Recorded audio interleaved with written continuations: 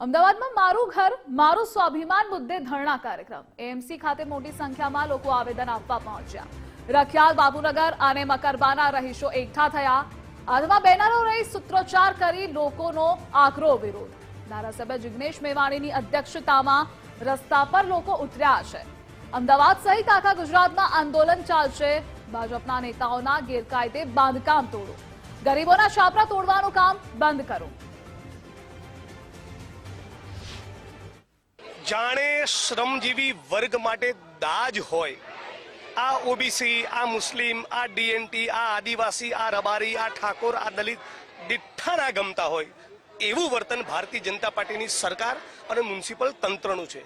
મોટા મોટા illegal constructions ઊભા કરનારા બિલ્ડરો, રિયલ એસ્ટેટના માફિયાઓ, નેતાઓ, નિવૃત્ત અને સરકારી ઓફિસીસમાં બેઠેલા અધિકારીઓના ગેરકાયદેસર બાંધકામ સામે દાદાનું બુલડોઝર ફરતું નથી, પણ ઓડવની રબારી કોલોની હોય, જુહાપુરાનો ગરીબ મુસ્લિમ હોય, દેવી પૂજક સમાજ વટામણનો હોય કે બાપુનગરનો કોઈ આદિવાસી ભીલ કે દલિત હોય, તો બધાના મકાનો તોડી રહ્યા છે। એટલે અમારી બે માગણીઓ છે।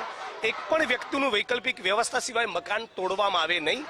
માણસના માટે છત જ ન હોય તો ઉપર આપ ને નીચે ધરતી, આવી પરિસ્થિતિમાં તમે ગુજરાતના નાગરિકોને રહેવા મજબૂર કરી રહ્યા છો।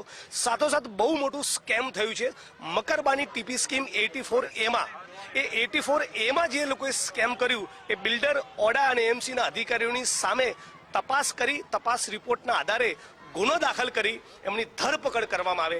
આ એક સ્કેમ